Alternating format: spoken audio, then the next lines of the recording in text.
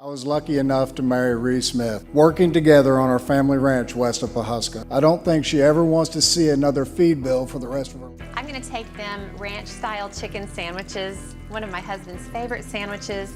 They're grilled chicken breast top. There are moments in life that arrive without warning, moments that don't announce themselves with dramatic music or obvious signs, but instead slip in quietly through the back door of ordinary days.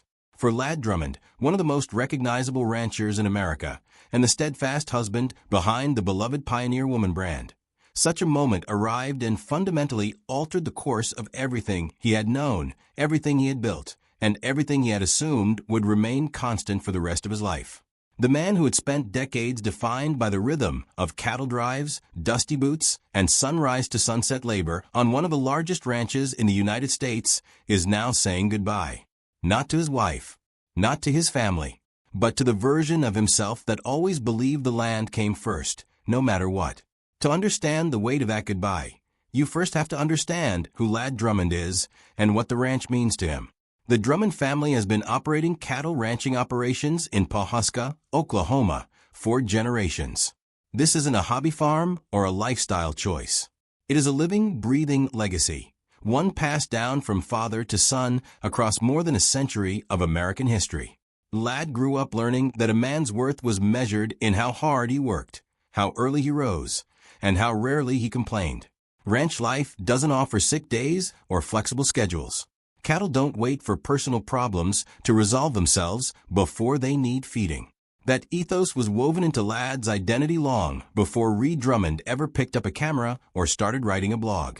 It shaped him at the bone level, and walking away from any piece of it, even partially, was never something he had imagined doing.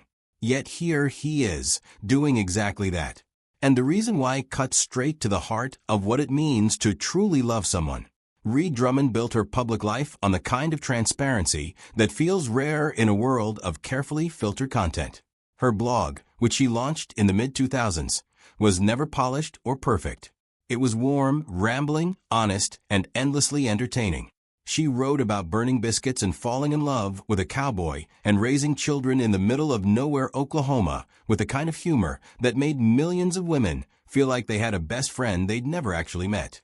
That authenticity translated seamlessly to television when the Food Network came calling, and the Pioneer Woman became one of the network's most consistently beloved programs. Cookbooks followed. A retail and restaurant destination called The Mercantile opened in downtown Pawhuska and began drawing tourists from across the country. A cookware line appeared on shelves at major retailers nationwide. By any measure, Ree Drummond had constructed a remarkable empire, one built entirely on the foundation of being genuinely herself. Which is precisely why, when things began to shift in her public presence, her audience noticed immediately. The posts became less frequent. The rambling stories that fans had come to cherish started disappearing. The candid behind-the-scenes footage of kitchen disasters and ranch mishaps grew sparse. Where Ree had once shared the texture of her daily life with remarkable openness, she began pulling back in ways that felt deliberate rather than simply busy. Followers who had been reading her blog since the early days recognized the change because they knew her rhythms. This wasn't a content creator taking a break. This was someone protecting something. The comment sections of her social media posts began filling with gentle expressions of concern, fans reaching out to ask if everything was all right, sensing without being told that something significant was happening behind the scenes. The Food Network show continued filming, but people who watched closely noticed subtle differences. There was a quality in Ree's eyes that hadn't been there before, something quieter and more guarded beneath the familiar warmth. Production accommodations were made, though no public explanations accompanied them. Filming schedules were adjusted. The woman who had famously powered through the demands of building an empire without ever appearing overwhelmed was suddenly requiring more space, more rest, and more careful management of her energy. None of this was announced or explained. It simply was, and the audience was left to wonder. Before the full picture came into focus, it's worth revisiting a moment from 2021 that foreshadowed the fragility hiding beneath the Drummond's seemingly unshakable life. In March of that year, Ladd and his nephew Caleb were battling a grass fire on the ranch when their two fire trucks collided. The accident was severe. Caleb required emergency airlifting to receive critical care. Ladd, in what has since become a widely told story that perfectly captures his personality, initially refused an ambulance and drove himself to the hospital, only for medical staff to discover that he had broken his neck in 2 places. The injuries were the kind that end lives or permanently alter them. Doctors told him plainly that he was fortunate to still be walking and talking. He required surgery, weeks in a neck brace, and a period of forced rest that was genuinely foreign to a man who had worked through every kind of physical punishment a ranch could deliver over the course of a lifetime. What received less attention at the time was what that accident did to Ree. She had come breathtakingly close to losing her husband on an otherwise ordinary afternoon on their own property. The man who was supposed to be invincible, the steady, silent, capable center of their family, had nearly been taken from her in an instant. That kind of experience doesn't leave a person unchanged. It settles into the nervous system and reshapes how you move through the world, how you assess risk, and how much you take for granted. Ree handled it the way she handles most things publicly, with humor and reassurance and the appearance of steady competence. But those closest to her saw the shadow that the accident cast, the fear that didn't fully dissipate even after Ladd recovered, the awareness of mortality that had been introduced into their daily life and couldn't simply be uninvited. Ree pushed forward as she always had. She kept all her obligations running while caring for Ladd during his recovery. She kept the content coming, kept the business moving, kept showing up for everyone who depended on her. But there are costs to that kind of sustained pushing, and sometimes the body eventually presents the bill. In early 2024, during what should have been a routine medical appointment, doctors identified something that reframed everything Ree had been attributing to the ordinary exhaustion of an extraordinarily demanding life. She had been experiencing fatigue that felt heavier than it should, headaches that kept returning, a sense that her body wasn't quite keeping up with the pace she was demanding of it. She had explained these symptoms away in the manner of someone who has built an identity around being capable and tireless. Surely it was the workload. Surely it was the stress. Surely everyone who runs multiple businesses, films a television show, writes books, and manages a household on a working ranch feels this way sometimes. The tests told a different story. The diagnosis that emerged required not a single surgical solution or a short-term treatment plan, but a permanent restructuring of how Ree lived her life. It was the kind of health news that doesn't offer the relief of an endpoint, because there is no endpoint. There is only management, adaptation, and the ongoing work of learning to live differently than you once did. For a woman whose personal brand was quite literally built on doing everything with energy and enthusiasm and a smile, this was a profound and painful reckoning. The specifics of her condition meant that stress wasn't merely uncomfortable, but genuinely damaging. The schedule she had been maintaining for years, the one that involved constant content creation, regular filming, book deadlines, public appearances, and the endless demands of running the mercantile, was not simply unsustainable in a general sense. It was actively working against her health. Something had to change. And the choice she faced was between protecting her empire the way it had always been run or protecting herself. She chose herself, which may have been the hardest and most important decision she had ever made. When Ladd learned the full picture of what his wife was facing, he didn't deliberate publicly or dramatically. He simply started making different choices.